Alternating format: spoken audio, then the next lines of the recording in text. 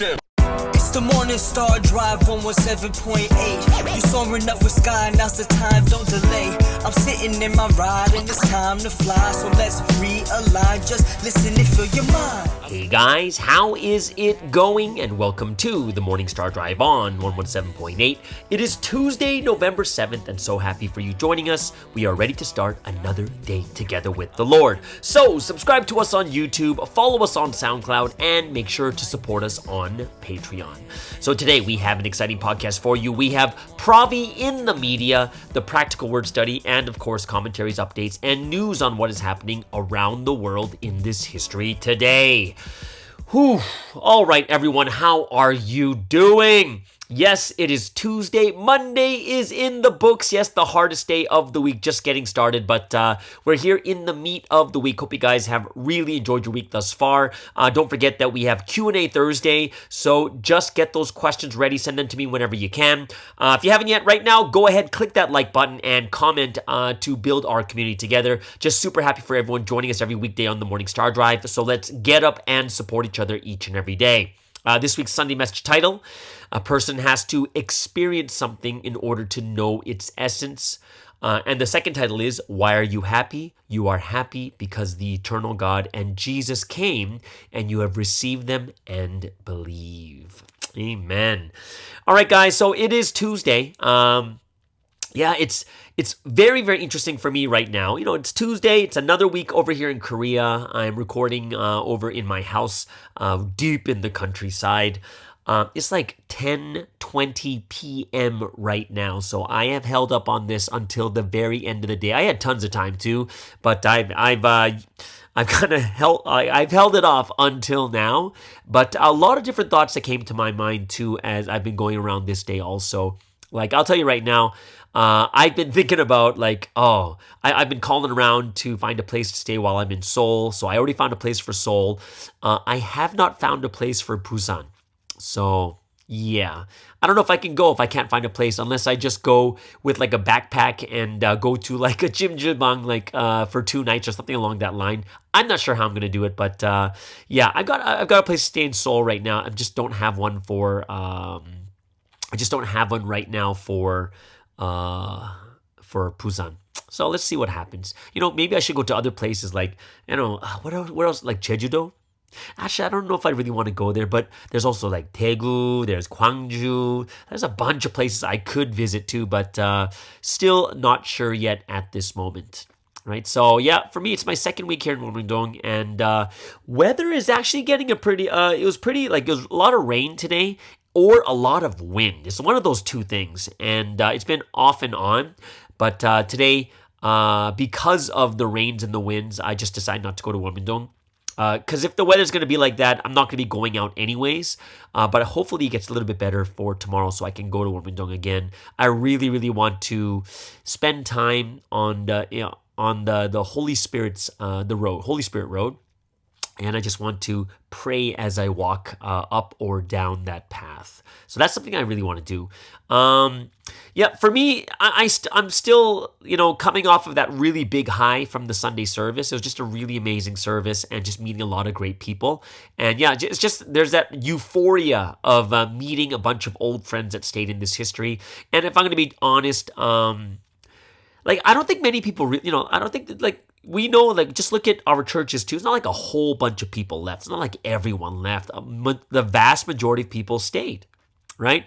It was more of wondering who was left and who still remained from all those people that were, kind of close to KJS and stuff like that too. So that's, for me, was something that was very, because I know all those people. We ran together and stuff like that too.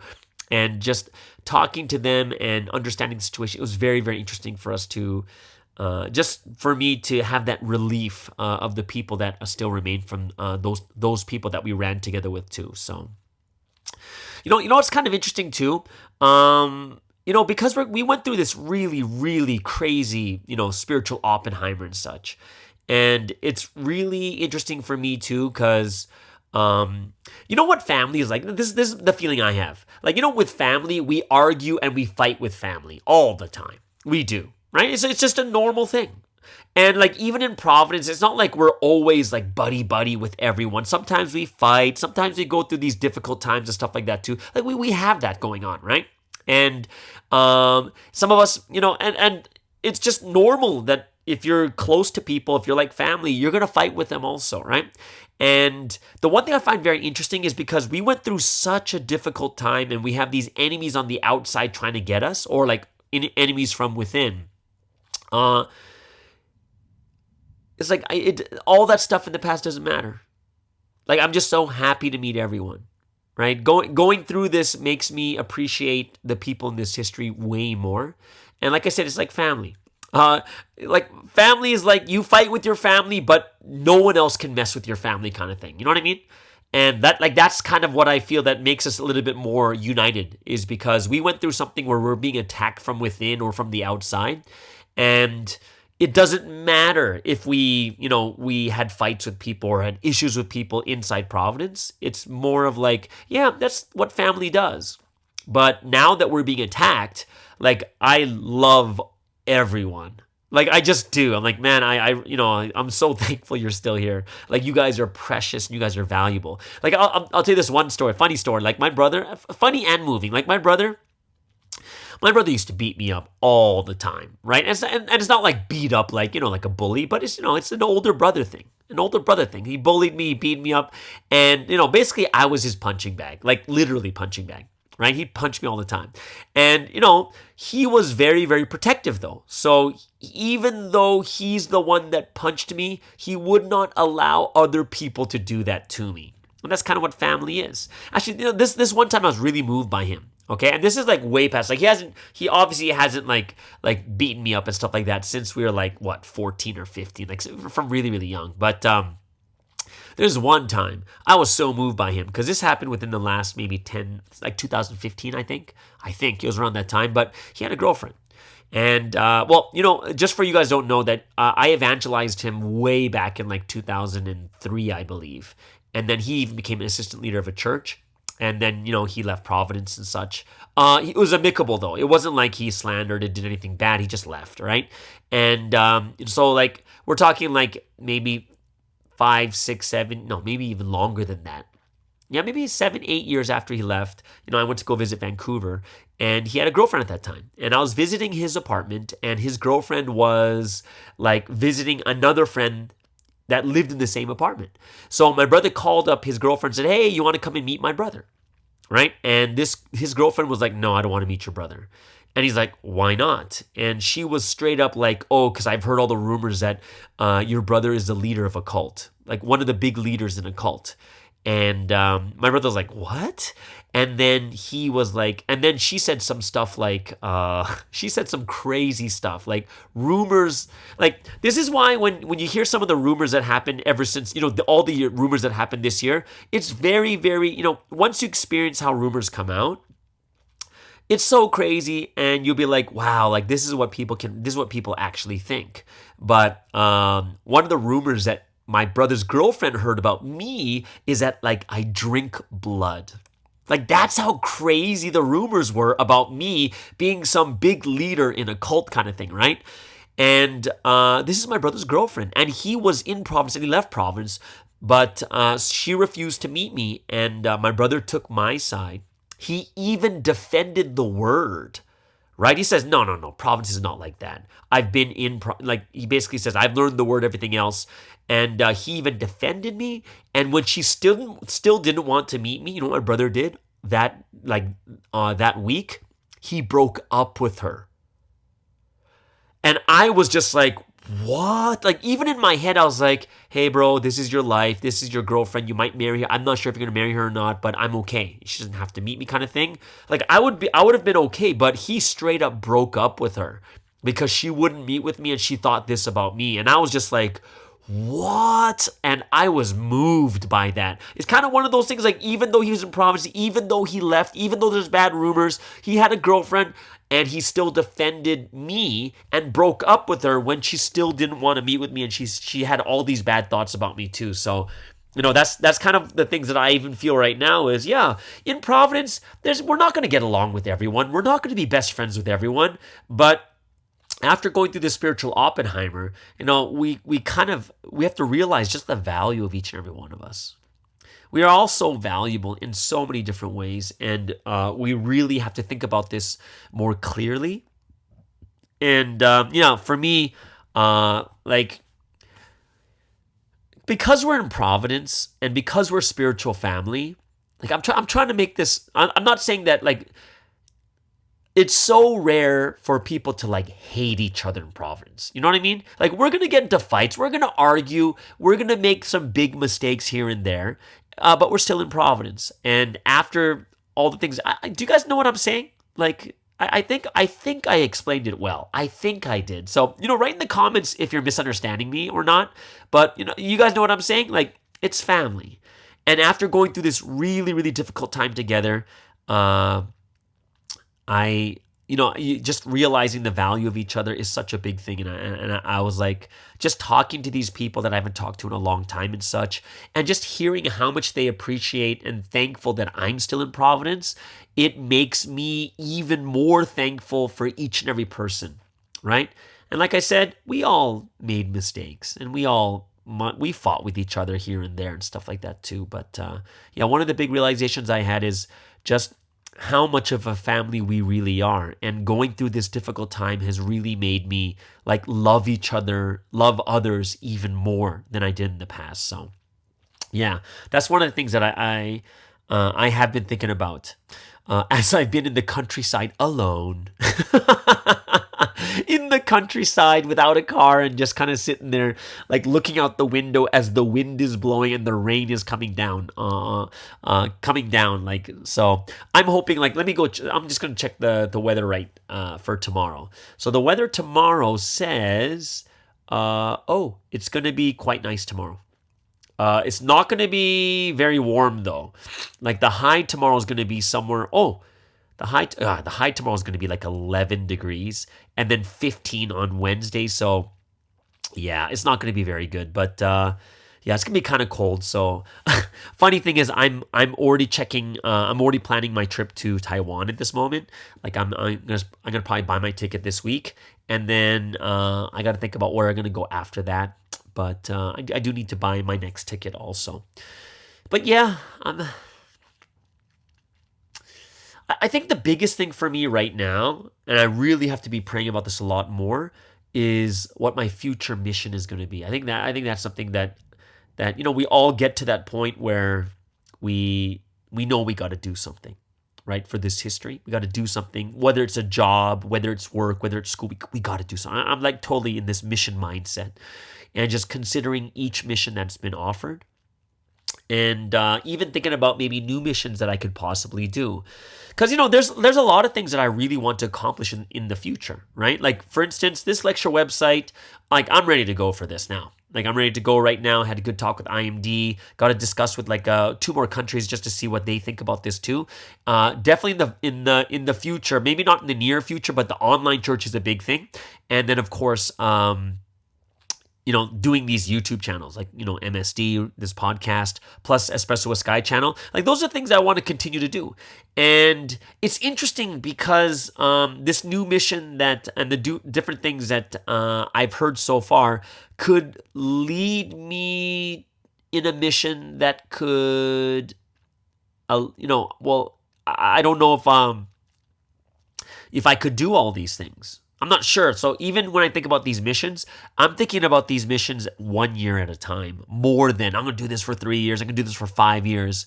It's something that I do want to try first. And I want to get, to understand if this is something that I'm really good at or something I can really do. So I'm totally in that mission mindset right now. And even when I was discussing with IMD, discussing with other leaders and such, The 2 options that came into my mind was either taking a mission that already exists or making a mission that fits me but is beneficial to Providence kind of thing, right? So it's kind of it kind of made me think about looking at myself as either an entrepreneur that's going to go and find a new path for myself, which is a lot more difficult, but of course it's super rewarding. Right? When you're in the world, you either choose a 9-to-5 job or you trailblaze a new path, right? A new area, a new niche, right? A new position for yourself. But of course, that's super hard to do. Just like MSD right now. MSD is like a new, like I trailblazed this new niche that I've been doing for the last 3.5 years. And it took me 3.5 years just to get going. And it takes a lot of skill. It takes a lot of effort. And of course, there's timing of like when it's the best time to do it. So I was thinking like, man, if there was a position that I was able to do some or all of these things, that would be really amazing. But I'm not even sure if that's possible. But, there's the options are all there right now. So that is something that I'm very, very much thinking about. And this made me think about like career department members, because here I am at 45 years old thinking about what's my career. You know what I mean? Like I've basically been doing freelance for the past 4 years kind of thing, right? Over like 4.5 years, I've been doing freelance work in Providence. You know what I mean? And now here I am, like I got to settle down a bit and get myself into a good mission. And this reminds me, like, I feel like it's kind of like what career department members go through too. Because career department members, we have to choose a job, right? You choose a job in the world. And career department is usually people that are not doing spiritual work. And most of the people in career department are not going to be running a spiritual job, right? But then you're choosing a job that you're going to work for the rest of your life kind of thing. And it's like, I'm sitting here with like 3 or 4 options in front of me. And I'm still unsure which one I want to do, but I was like, man, in the career department too, like you have choosing a job seems really difficult. Like you have no idea what you want to be, and you have to choose a job or a major when you're a teenager kind of thing, right? You're not even sure if that job is the right one for you, and you're kind of just, you have to choose something because you have to choose something, and you're still uncertain of if it's the right thing to do. And you kind of just choose it because you're kind of interested in it. So I'm wondering too, like career department is, you guys ever regret choosing your major or regret choosing the job you have? Or, and even if you don't think it fits, do you keep doing it? Or like, don't you want to change it? Or you think that's where would your heart be? Like, where are you thinking in that area? Right? Are you willing to go back to school or just try something new? Because it's really interesting to me, because one thing that I thought that was really interesting being here in Providence, and I've been here for 25 years, so I've known the older generation leaders, and then like my generation leaders, like people in their 40s, are all now running the countries. They're head leaders, assistant leaders, they're headquarters, IMD, like all around my age, right? And what I found very interesting is I see the leaders that are now no longer leading, right? The older Provi members that used to be the head leaders, used to be IMD, used to be HQ, stuff like that too. And they're no longer running full-time Providence, and they're like retired. And I see them like, oh, this person's working in a company. This person's bought a house in the countryside. They live near Warmingdong. They come here every day kind of thing. Some people run a cafe. Some people they do different things.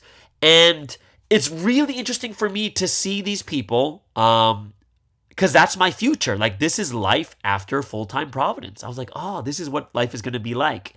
And I'm going to be honest with you guys.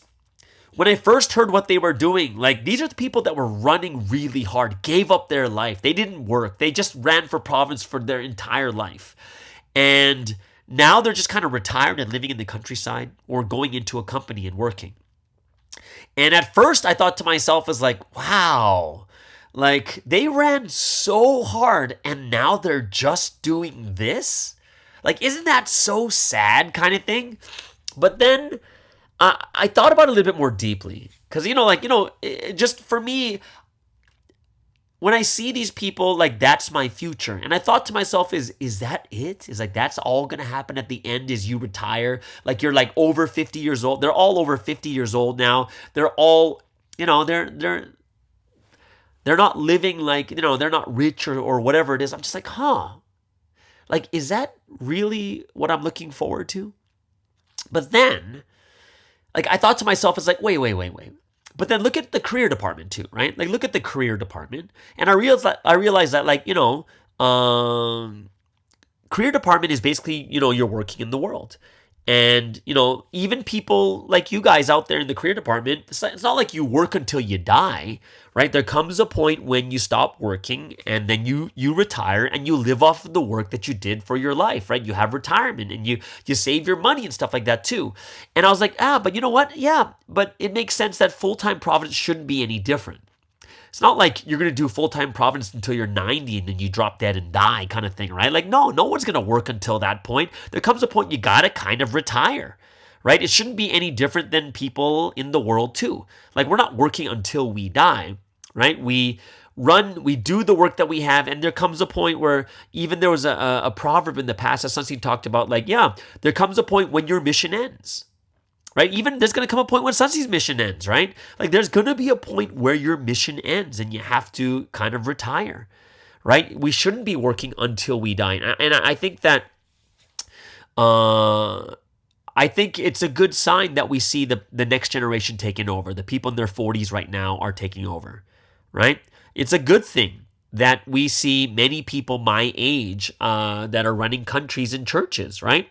And I think when I think about it, it's like, it'd be really sad if these people in their 50s or even 60s, right? Now, some in their 60s too, are still running the show, right? And, there should be this next generation stepping up kind of thing.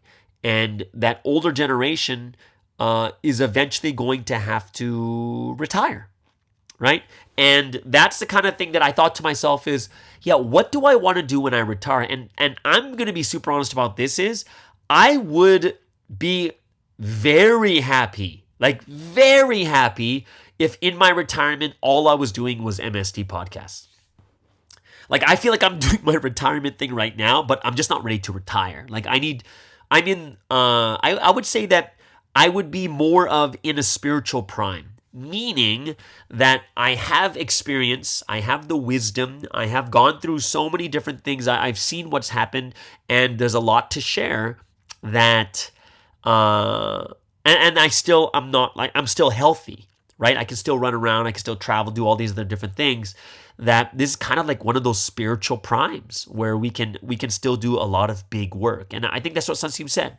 Sunstein said that 20s is full of passion, 30s is when you gain your wisdom and your experience, and 40s is when you do your big work. And I was thinking to myself as like, maybe I should be thinking about at least running for the next, in an actual mission for the next 5 years at least, kind of thing, right? So that was something. I am thinking a lot more deeply about my mission, what I'm going to do for the next 5 years until I'm 50, and what's going to be the best thing for me to do until that point, kind of thing. So. Yeah, it's very, very interesting. And I think that we're all, like, a lot of us will be going through this similarly, maybe not full-time Providence, but at least with career-wise and stuff too. So I don't know. This is something that some of you guys thinking about this too. It is quite interesting for me to think about these things right now at the moment. But let me know if you guys are going through something similar like this too. Right? So I do have a new poll for today. And because I'm living in the countryside, there's this thought that I've been having is, my poll question is, where would you prefer to live? Like settle down in?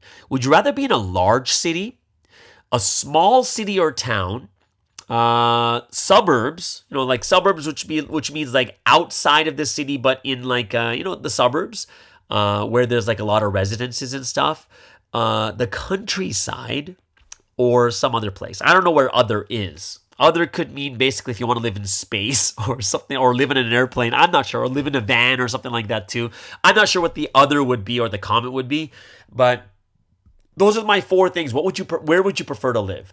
A large city, like we're talking downtown in the large city, a small city or town. The suburbs, right? Suburbs is away from downtown, in a place where there's a lot of people just like living with like, residences and schools and parks and stuff like that, or the countryside, right? And if you have anything else, like you said, if you want to live in a spaceship or a van, whatever it is, you could fill that in other. But that's kind of the poll that I want to bring up for this week, and to see what where you guys would prefer to live. Just interested in that right now. All right. So go ahead, fill out that poll. See, it'd be interesting to see what you guys are thinking, because last week's poll I really liked, which was about where do you receive the most of your revelations from God. And over half of the people receive it through life experiences, which is great. I think that's the number one place because we're living life anyways. But the second one is quite interesting is dreams, right? I thought nature would be second, but it's a close third. But second is 21% of people receive their revelations through dreams, and then 19% through nature, 6% through the Bible, and 2% through visions. And I would say visions is probably, I was really like, I kind of knew that visions would be last, mainly because visions are the hardest ones to get. Like even in my life, I think I've received like 3 or 4 visions in my whole life in Providence, which is 25 years. I think I've received 4 visions altogether. Yeah, 4. So not a lot. But yeah, so this new poll just came out, so go ahead and check that out and hope you guys enjoy that. All right, so that ends the first segment. We'll have a practical word study next, and of course, we'll end off with Provi In The Media. We got like 3 articles that I'll be going over today. And yeah, so let's get into the first break of the day.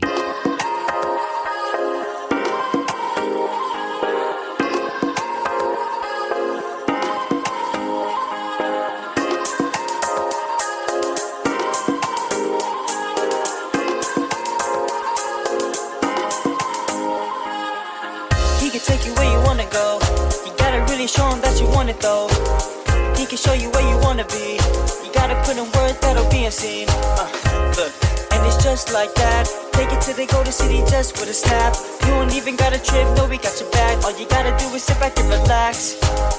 There's this love between you and I that is so strong. I don't wanna ever lose it, then I'll be alone.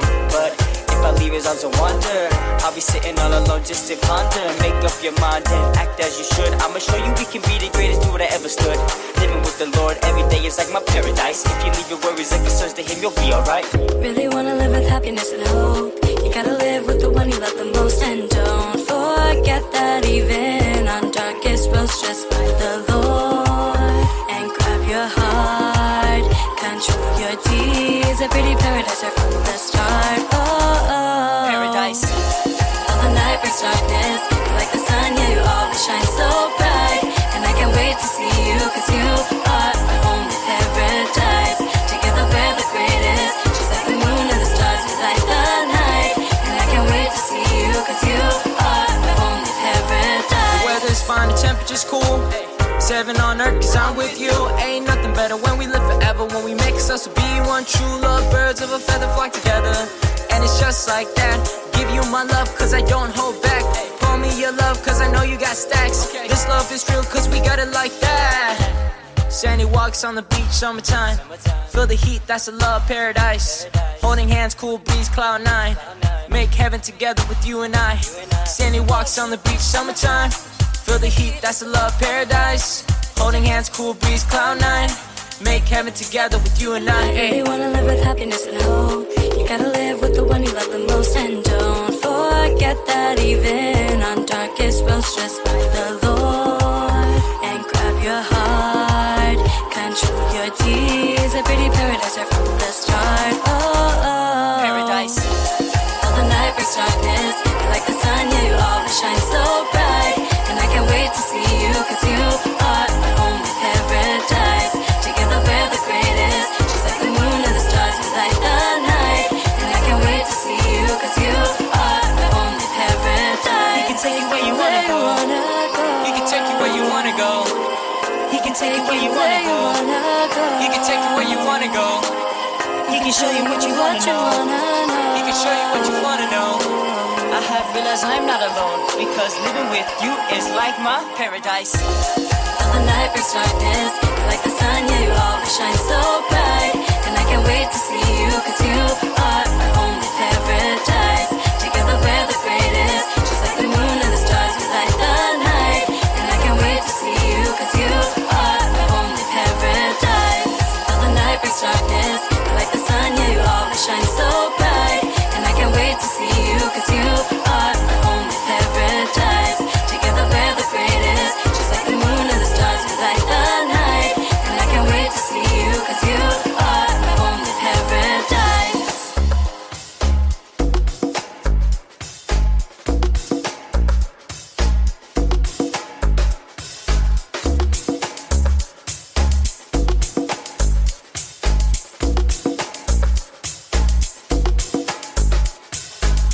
All right, so let's get into today's word study. And every Tuesday we have the practical word study. And what a great message we had this week. And just like one or two things that I wanted to think about when it comes to understanding the word more practically, what we can change in our mindset, what we can take action on, right? So, and of course, practical word study, we do this every week just to see how we can put the words of God into action, or what are the things that we need to change in our mentality and mindset, right? So the first thing that I thought was a very, very important one was the story when, that was really moving, where Sunseem said, when Sunseem realized about how important life is, like your physical life, and how terrible war was. And the one thing Sunseem was so scared about going to war was that he'd lose his life. And the one thing he told God was, he asked God, hey, am I going to die? And God was like, you will not die. And Sunseem was so thankful for that, because that was the number one thing that mattered to him, right? And when I heard Sunseem, this conversation he had with God, and all the suffering was okay, right? Because at least he knew that he would come back alive. I think this is something that that we often forget. And it's kind of like, if we forget this, like if you forget, you will die, right? Well, if we forget this, I think one of the biggest problems we'll have is that we begin to look at the small things that shouldn't matter as much as too big in our life, right? And then we begin to complain to God and such, right? Like if we keep the essence, this is the one thing that I think that this week's message is about, is you need to experience it for you to understand the essence. And that first story is basically like, think about it. He went to war. So what did he realize? What is the essence? The essence is, number one, he realized the meaninglessness of the body. Like it just dies and there's maggots and all these things happening there. But then he realizes how important the spiritual salvation is, right? And, when you go to war, you realize how valuable your life is, how easy you can die. And you're just like, wow, like I could just die today in this war. And so he's realizing so much about the physical body itself. And he was so thankful because he knew that the number one thing that mattered was for him not dying. And I think sometimes, especially when that second part of the title is like, why are you happy? Because, we're living in this history. We believe in the one that God has sent, kind of thing, right? And we forget that. We forget the essence because, we've kind of lived too comfortably, or we're looking to be too comfortable, right? So the one thing that I thought that was, really powerful that we have to keep in mind, the essence is God does not permit the loss of life or ruin.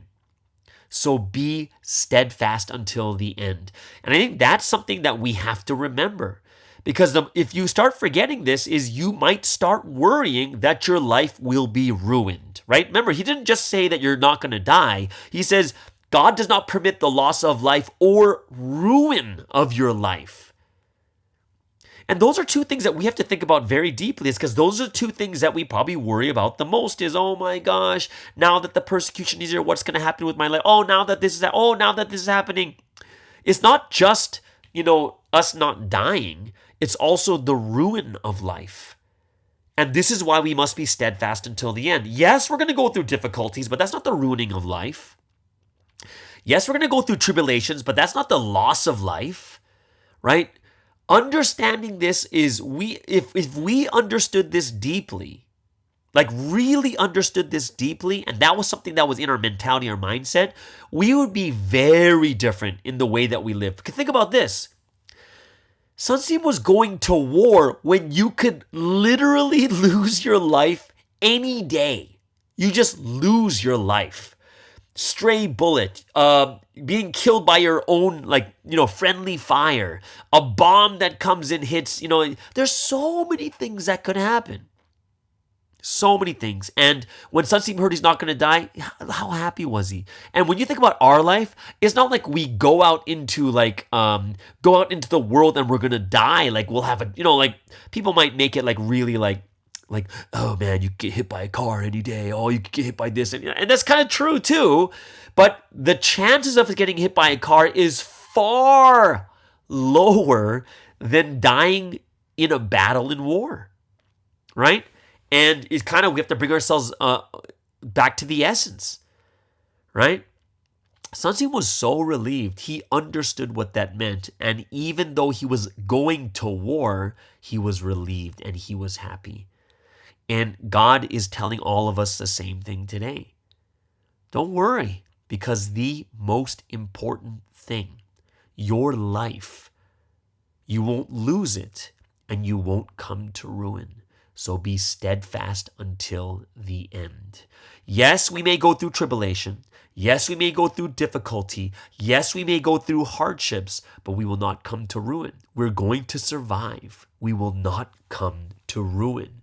So when you think about this, we have to have that same amazing mentality and thoughts that Sunsim has. We have to handle ourselves properly, knowing that we're not going to die, knowing that our lives are not going to be ruined, right? And the way Sunsim put it is, after all these things are said and done, you're going to be blessed 100-fold. And that's why, think about it right now. Even though things are crazy, I'm going to go over some of the stuff in some of the, Provi In The Media next after this, right? Some of the things you're going to be like, oh my gosh, what does that mean? Oh my gosh, how can you explain? We need to stop acting emotionally, or we need to start thinking in a different way before we start making irrational decisions or thoughts that we'll regret later on, right? I'll tell you right now, I'm pretty much 100% that some people are regretting making their decision too quickly when it came to all these accusations coming out in January and February. Because already now we see a bunch of evidence like the audio's fake and stuff where people are saying, no, it's 100% real, right? We really need to think about reflect upon ourselves that ever since this spiritual Oppenheimer happened, right? Ever since March, right? Have we changed? Have we become passive? Have we started doing things differently? Or are we the same as we were before? Are we steadfast? Right now, when I say the same as before, basically means where's your heart and where's your faith? Because it's natural that in this type of setting we do have to do things differently. We're not gonna have the regular schedule that we had before. We're not gonna be doing things exactly the same. But what about your faith? What about your heart? What about the way that you think? What about your mentality? Are they the same as they were before? And we have to be those that continue to do what we need to do each and every day. Guys, we're not going to die. We're not going to come to ruin. You got to keep that in your head. This is a great message. Isn't that so powerful that God is telling us through the Sunday message, you will not die and you will not come to ruin. And even greater than this, when all this is past, you will be blessed 100-fold, right?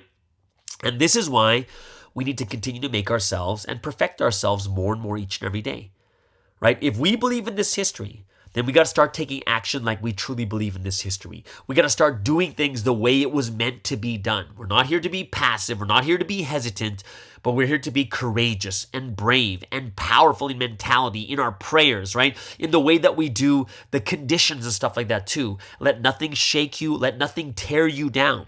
Right? There's so much to be thankful for even now. There's so much to pray about even more. There's so much to pray for even now more than before. And that's why our prayers should be better. We have so many things to pray about.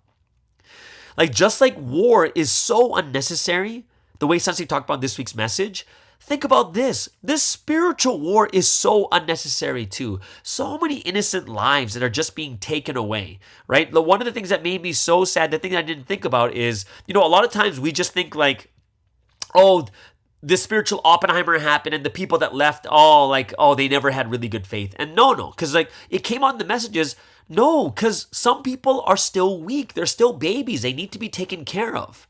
And, they took these people away because they couldn't take care of themselves yet, right? It's true. When you're young, when you're new to faith, we're new. We need to be taken care of. We need to make ourselves strong so that we can handle things on our own, right? And when the spiritual Oppenheimer came, they went and started taking away these people that were still weak in faith too. And that's something that's so sad. And that's something that we have to be like, wow, they actually did this, right? We need to pray even more now than we did before. One thing in the message was telling us is, remember, the most pitiful thing is to lose your body before your spirit is completed. We cannot lose our body. And even more so, we cannot lose our spirit. The amount of thanksgiving we need to have on our lips. And one of the things that I really liked what Sunseem said in the past is, Sunseem is the most thankful person. And Sunseem said that thankful people can overcome tribulations. The amount of thanksgiving we need is incredible. And I think this that's for me, I really had to think about that. The most powerful statement is, did I react like Sunseem did when God said, you will not die and you will not come to ruin? Did I react like Sunseem, where Sunseem going to war for 2.5 years, and he went twice, 2 tours, right? He was so relieved and so thankful to God he's willing to go through it. Once all this passes, we are all going to be blessed. All of us. And that's why we have to keep this all in mind. Let's get through this difficulty together, knowing that after all this, we are going to be blessed one way or another, right? Let's be just like Sunseem. Understand our reaction, how it should be, right? Like even remember the prayer Sunseem had, like, oh, I don't want to receive anything deeply. Oh, please God, don't let me go through this. But then the moment God gave him the answer, he completely changed his heart. The moment he got the reply from God, he's like, oh, okay, then I'll go through it. He completely changed. And we need to kind of have that type of childlike heart that changes and loves even more. That when we hear the right answer, we say, that's so true. All right, amen. Let's go through it. Like when you think about 2023, we're already past the first week of November. Like this is the first week of November right now. Look how fast life is passing us by. And the only thing that's going to determine how meaningful our life is what we do in our life, how we think and how we take action during this life. So it is something that I think is something that we need to change.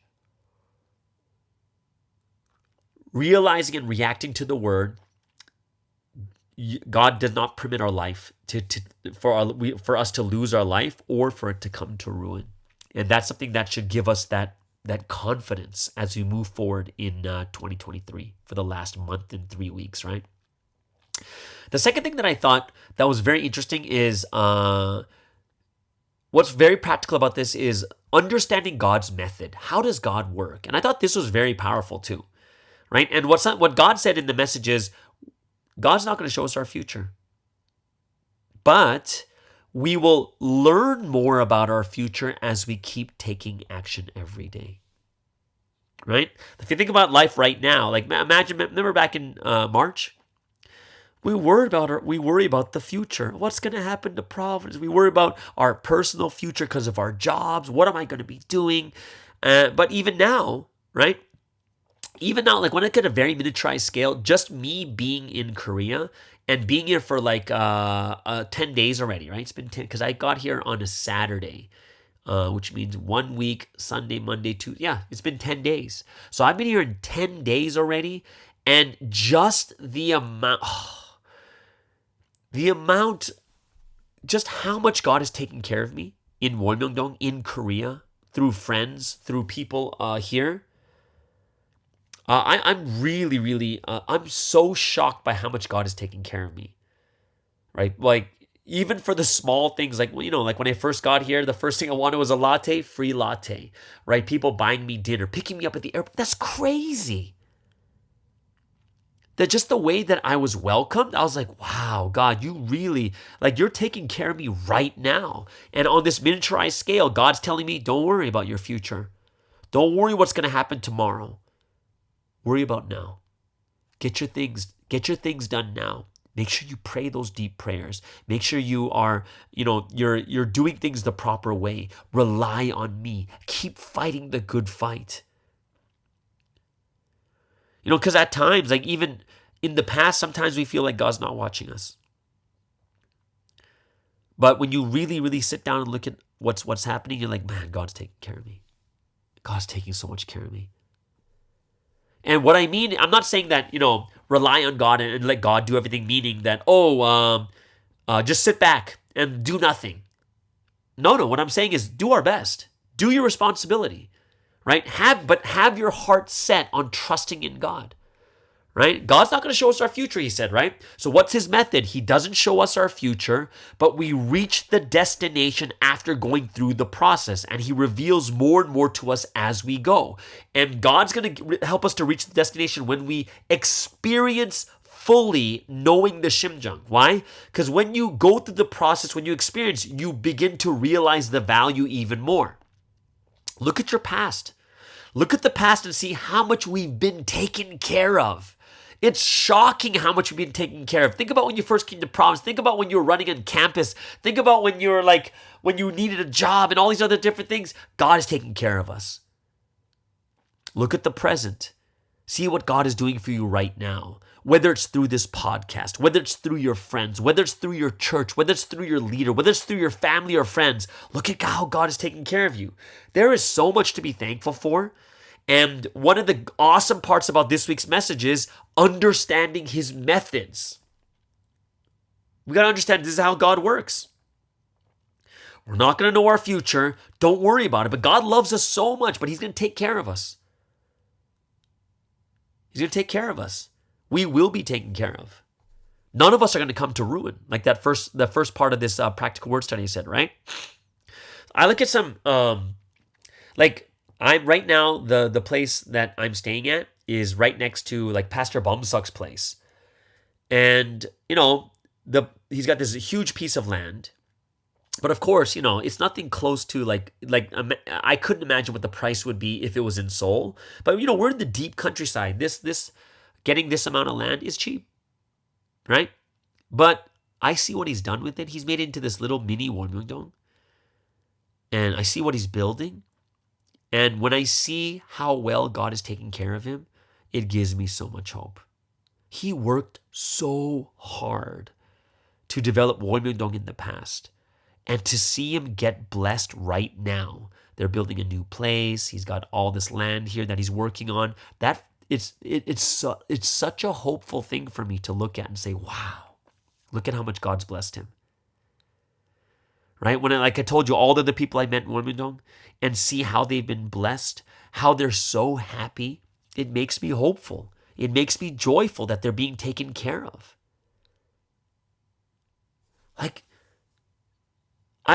There's nothing for me to be envious about because it's my future. These people that ran so hard, I look at what how God is taking care of them. I'm like, what? That's awesome. And it's like, you know what? God's like, I'm going to take care of you. I'm going to take care of you just the same. I'm going to take care of you just the same. Right? And I think that's something that we need to understand God's method. What's God's method? Yeah, we're not going to know our future. We got to go through the experiences. We're going to go through the suffering. We're going to go through these different things so that we can reach our destination. When we get there, we're going to be so blessed. That's the method. So don't sit there wondering, well, God, why is it? No, we got to go through it.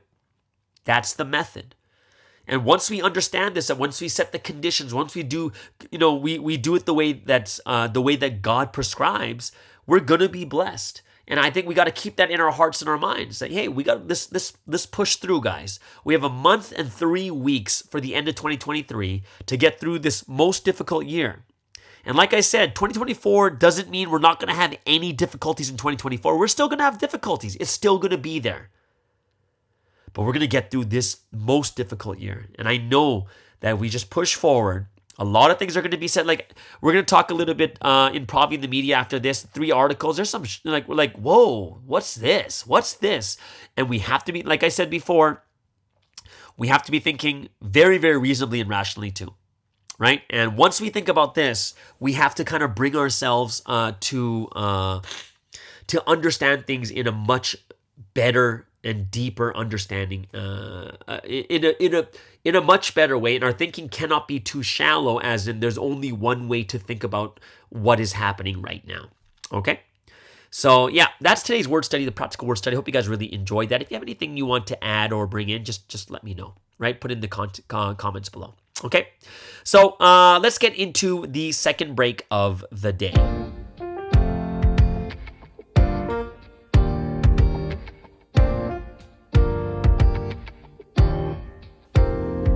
Through all the wind and the trials, still we never did break. It really wasn't very easy to put trust in that state. So even though our castles in the sand tumbled down, but all our tears streamed down together to cement the foundation. The tears rolled out continuously every single day, and I wouldn't hold it back because I gone through so much pain. Now I stand and shake the dust off as I cling onto your Lord is right before me. Oh Lord, you'll always be the only answer. I don't sit here wishing happiness will come round. I don't sit and wait for it to walk through my door. Happiness comes to those who take action on love. When I love with perfect faith, Yeah, perfect faith. happiness will fill my heart. When I'm faced with the roadblock, I think, what would you do? Even so, with all that thinking, I fall further in distress and agony. When I leave those thoughts behind, it's a better life. I leave my suffering and failures far behind me. You saw me struggle to chase a brighter future. While running after happiness, I turn to you, our eyes connecting. As you switch, you flash a smile, and this is what you tell me. Let's create our own happiness, though times it may be difficult. I don't sit here wishing happiness will come round. I don't sit and wait for it to walk through my door.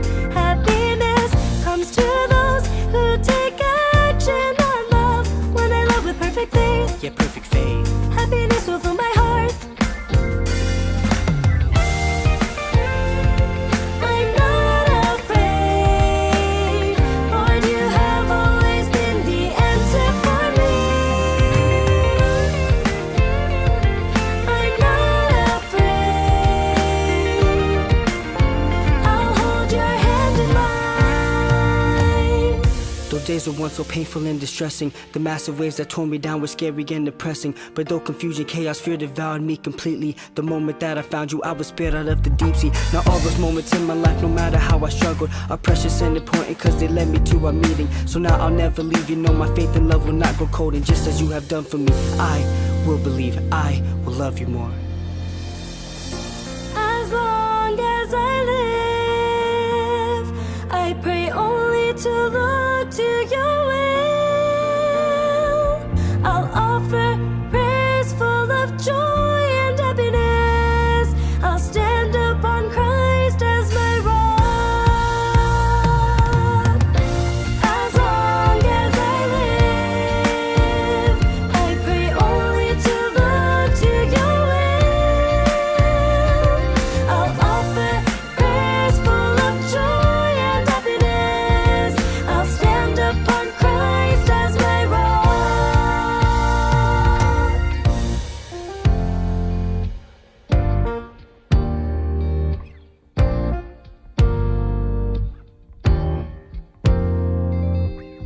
Love's always patient and kind. Love is always full of trust. Love is always full of hope.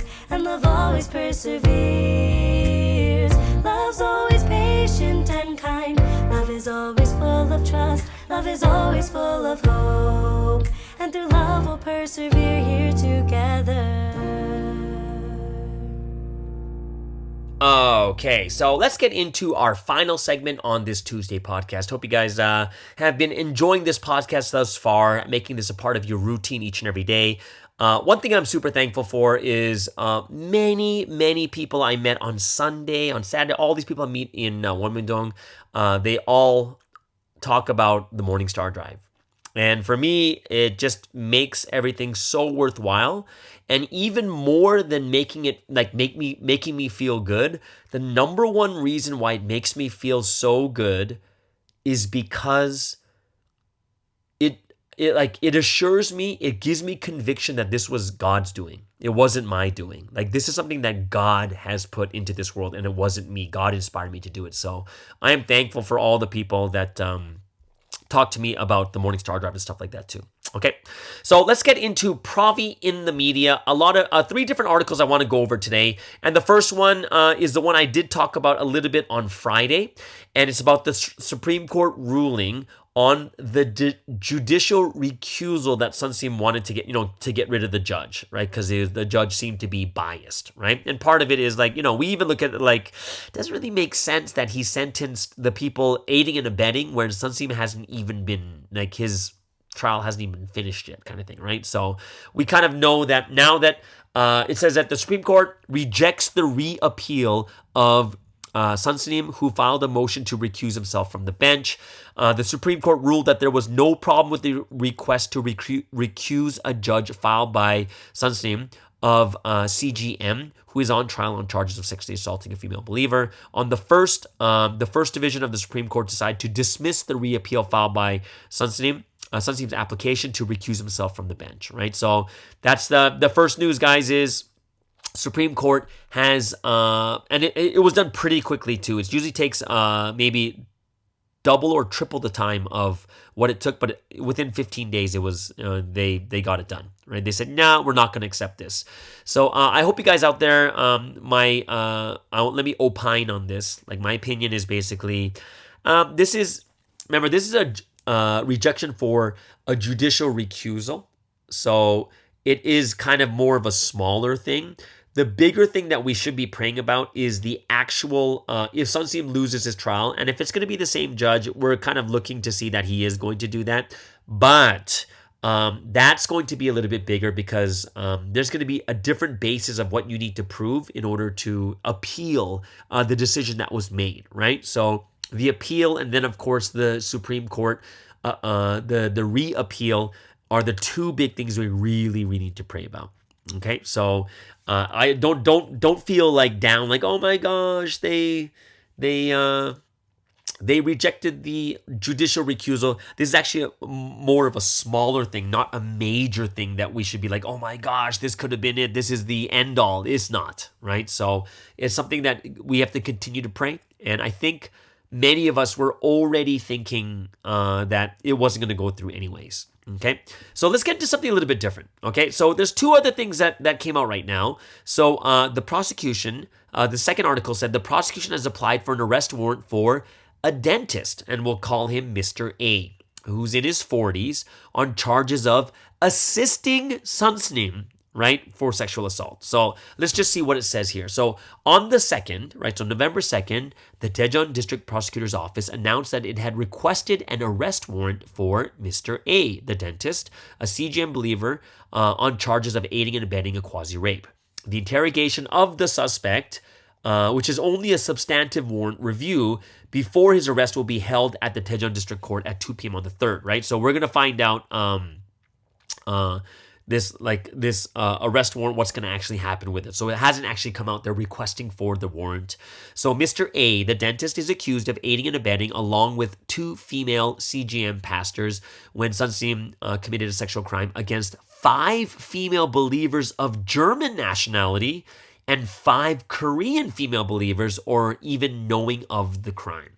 Okay, so this is kind of a brand new thing that's come out of nowhere, that 5 German nationals and 5 Korean nationals are accusing that something happened and this dentist had something to do with it. And there was supposed to be this one person, a hospital employee and CGM believer, said that they were sexually assaulted by Sunstein. And in addition, the dentist is known to have helped Sunstein commit a sexual crime against this woman who worked at the hospital, by covering it with a curtain to prevent others from seeing it. Interesting. Also, when Sunstein was in danger of being arrested last year, the dentist called this worker of the hospital to the Womindong Training Center in Kumsan and forced her to sign a memorandum saying that Sunstein never committed sexual assault. Then this woman, Ms. B, we'll call her Ms. B, then reported Sunstein to the police, and it said that when she filed a complaint against him, he tried to persuade her to withdraw the complaint. So the prosecution applied for an arrest warrant for 3 people, including the dentist, last August. But get this, guys. But the court dismissed it, saying there's room for dispute over causality, etc. So it's necessary to guarantee the right to defense without detention. The residence is fixed and there is no fear of flight, right? So there is a warrant that's going to, we're not sure if it's actually out yet, but they are going to go over it to see whether he is someone who could be also charged for aiding and abetting. And it's quite an interesting thing here because they already tried to get a warrant on him before in August and they dismissed it. So Who knows what's going to happen to this one here too, but that's a very, very interesting one there. And then the third one, this is the one that's kind of like people are thinking, oh, what does this mean? So there is the title of this article is, they said there was no sexual assault, but Sunstein prepared $600,000 in cash to pay these people off. Why? Okay, so this is a very, very interesting one. So it says, it has been reported that Sunstein, the president of CGM, who is in prison on charges of repeated sexual assault of female students, offered $300,000 in cash to each sex crime victim as a settlement. So there's two of them, so that's $600,000. Okay.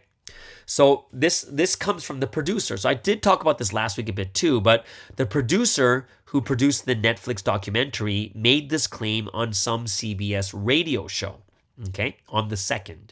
So according to this producer, that contained in the first trial verdict of for aiding and abetting, including KJS, right, the second in command, he said that the ruling contains information that former representative lawyer Yang, so some of you guys will know who this Yang person is because this lawyer did talk to some people in the past, offered $300,000 in settlement to both of the foreign victims, alleged victims, okay?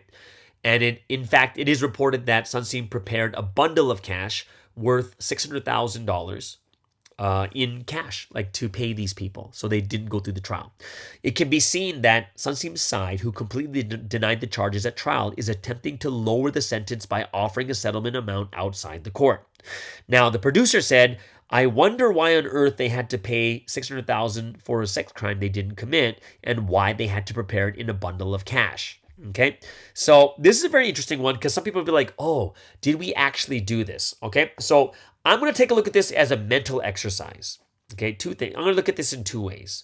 So number one is the lawyer that has, like, if you guys want to know, like, total transparency once again, the lawyer has been like not fired, but he has been taken out of the defense team. And this is one of the reasons for it. So there's a lot of big suspicions. People are not sure what side this person's actually on, right? So one possibility is if he is on the other side, he's doing this to trap Sunstein, like to make this a big issue. Like oh, like let me give you an example. If in the mental exercise, if he is on the other side and not on our side, then this would be a very, very easy way for him to make Sunstein look bad. So there's one, right? So right now already there is this lawyer is already very, very highly suspicious right now. And this is one of the reasons why he was taken off the lawyer's team, right? But, think about this. If it was something that Sunstein wanted, then Sunstein would have kept him onto the lawyer's team, right? So there's number one. The second thing is, let's pretend. Now, remember, I'm not saying this is true. This is just a pretend. Why would people settle in cash? You know what I mean? Like, why would people ever settle in cash? Well, if you look at certain things when it comes to, like, when you see why people settle, sometimes people settle because they're guilty and they don't want to go through court. Sometimes they do. Okay, that's one. Another reason why people settle is because the fees for the lawyers is going to be so expensive. It's going to be like triple, quadruple, 5 times the amount of the settlement. So it's actually cheaper to settle, right, than to actually continue. Or some people would rather settle, not go through the court, and just, like they don't want to go through this for the rest of their, like for the next like year, 2 years of their life going through this type of court thing. So like these are other reasons why these things happen. So for people to say like, oh, they want to settle, oh, this means they're guilty. Like that is very presumptive, right? Because I could look at both sides and say, if Sunstein was, if he actually wanted this, then he wouldn't have fired his lawyer, right? Because then he'd be like, no, that's what I wanted. So why would I fire you if that's exactly what I wanted, right? And the second thing is like, if it was actually like, oh, let's actually do this, there's more reasons than just, oh, you're guilty and trying to cover it up. No, there's plenty of reasons besides that, right? So to always bring ourselves down to there is only one reason why this could happen is where we will also get caught up, right? And then we'll start to get very negative, like, oh my gosh, what does that mean? What does this mean? Kind of thing, right? And I did talk about this a long time ago because this talk about the $600,000 was actually already talked about a while back, like a very long time ago. I did this on my podcast too, but it has come up again. But it's something that guys, we just stay reasonable, stay rational, understand that there are many, many reasons for things to happen, and we just have to be the people that understand it and are thinking very rationally about these situations too. All right, so don't let media or don't let this producer put thoughts into your mind like there's only one reason why this would happen. No, there are 10 reasons why this could happen. There's multiple reasons, right? Like even when I was looking at the report before, where this where it said that there was a dentist who basically this Miss B who said that she was assaulted, she actually wrote down that that Sunsteam never did anything to her, right? So like even for me is like there's plenty of possibilities. She could have done it on her own free will, right? Because at that time she was very, very into Providence. But then when she turned, when she left or turned her back, this is when she can easily turn around and just say, yeah, oh, he forced me. Oh, he forced me to write this, right? This is all word of mouth. Word of mouth, what's it worth in the court of law? It's not worth much. It's not, right? So there's a lot of things we do have to think about, and a lot of things we just kind of got to take it as it goes. Like, oh, really? That came out? Well, I can tell you 10 reasons why there's a settlement. I can tell you another 10 reasons why this could happen too, right? So just don't allow allow the media to put thoughts into your head that this is the only reason why this happens kind of thing. All right. So yeah, those are the 3 articles I did want to go over when it comes to Provi In The Media. If you guys have any questions, go ahead, write them down in the comments below. Would love to hear your thoughts on this too. Okay. So there it is, guys. That is the end of the last segment. I hope you guys really enjoyed today's Tuesday podcast. Remember, we have Q&A Thursday coming up soon too, so make sure that you send in your questions also. Okay? So there it is, guys. That is the end of today's Tuesday podcast. Hope you guys had an amazing time just as I did, and we'll see you guys again tomorrow on the Morning Star Drive on 117.8. It's the Morning Star Drive 117.8. You soaring up with sky, now's the time, don't delay. I'm sitting in my ride and it's time to fly. So let's realign, just listen and fill your mind. I'm burning with desire and the passion. Nobody can